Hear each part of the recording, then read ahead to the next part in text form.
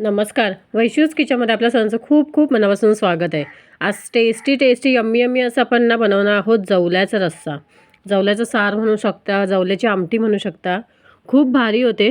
जवला तर पहिले भिजत टाकलेला आहे आणि त्याच्यानंतर आता फोडणी देऊया आपण. फोडणीसाठी कढईमध्ये तेल टाकलेलं आहे गरम करायला. तेल थोडंसं गरम झालं. तेल थोडंसंच टाकलेलं आहे. चांगलं गरम झालं की त्याच्यामध्ये टाकायचं आहे ठेचलेला लसूण आणि कढीपत्त्याची पाने. ती छान परतवून घ्यायची आहेत मस्त अशी तेलामध्ये. बघा इथे मस्त छान तडतडायला लागलेला आहे.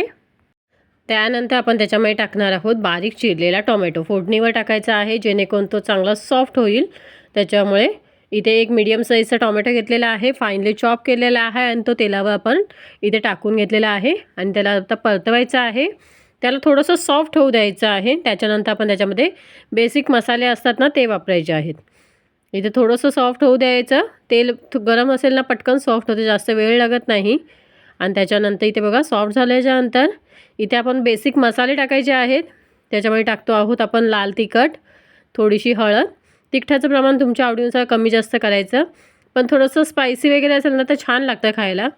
त्याच्यामुळे हळद टाकलेली आहे. त्याच्यानंतर कोकमाची सालं जी असतात ना ती 2 टाकलेली आहेत, कारण का जवला आहे थोडंसं त्याचा कोणत्याही सुक्या मच्छीमध्ये वगैरे त्याच्यामध्ये आपण कोकम वगैरे चिंच वापरतोच, त्याच्यामुळे ते कोकमाची सोलं टाकायची आहेत.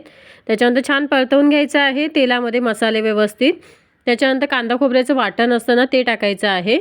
बिना पाण्याचं वाटलेलं वाटण आहे ते टाकलेलं आहे 2 चमचे. त्याच्यानंतर ते व्यवस्थित मिक्स करायचं आहे. तुम्ही ते वाटण नाही वापरलात तरी चालेल, त्याच्याऐवजी तुम्ही ओलं खोबरं वापरलात ना तरीही होऊ शकतं. फक्त की ओलं खोबरं वापरलात ना की जिथल्या तिथे आमटी होते थोडीशीच, कारण का नाही तर मग ते खूपच पातळ वगैरे होईल त्यासाठी. आणि जर वाटण वापरलं तर तुम्हाला पाहिजे तशी आपल्याला आमटी घट्ट पातळ करता येते आपल्याला व्यवस्थित. त्याच्यामुळे छान वाटण परतवून घेतलेलं आहे तेलामध्ये आपण मसाल्यांमध्ये व्यवस्थित. त्याच्यानंतर त्याच्यामध्ये तांब्यावर पाणी टाकलेलं आहे आणि आता हे पूर्ण व्यवस्थित मिक्स करून घ्यायचं आहे. छान असं एकजीव करून घ्यायचं आहे. इथे बघा छान असं एकजीव करून झालेलं आहे. त्याच्यानंतर याला पहिले आधी एक उकळी येऊ द्यायची. त्याच्यानंतर त्याच्यामध्ये आपण जवला जो धुतलेला आहे तो त्याच्यामध्ये टाकणार आहोत. इथे बघा मस्त अशी उकळी यायला लागलेली आहे. चवीनुसार मीठ टाकूया इथे. आणि त्याच्यानंतर जवला मी धुवून भिजत ठेवलेला आहे. त्यातलं फक्त आता पाणी निथळवून आपण तो जवला याच्यामध्ये आता टाकायचा आहे आमटीमध्ये. आणि खरंच खूप टेस्टी लागते ही आमटी. तुम्ही नक्की ट्राय करून बघा.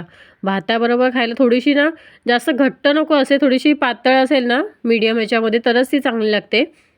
आणि भाताबरोबर तर खायला जबरदस्त लागते. तुम्ही नक्की ट्राय करा.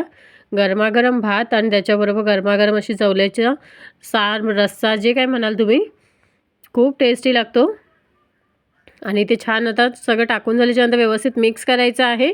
आणि याला छान अशी आपण 5 ते 10 मिनटं मस्त अशी उकळी येऊ द्यायची, शिजू द्यायचं त्याला. लो टू मीडियम फ्लेमवर आपल्याला ह्याला शिजू द्यायचं आहे. आणि ते बघा मस्त असं घट्टसर जसं पाहिजे तसं तुम्ही इथे ठेवू शकता.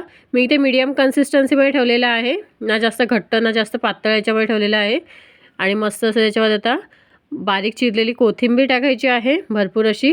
आणि एकदा पुन्हा व्यवस्थित मिक्स करून घेऊया की इथे आपली जवल्याची आमटी, जवल्याचा सार, जवल्याचा रस्सा म्हणू शकता तयार झालेला आहे.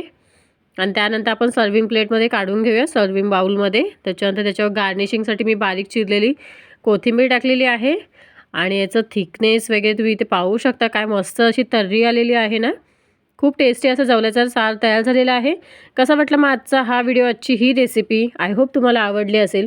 व्हिडिओ आवडल्यास व्हिडिओला लाईक, शेअर आणि सबस्क्राईब करायला विसरू नका. थँक्यू.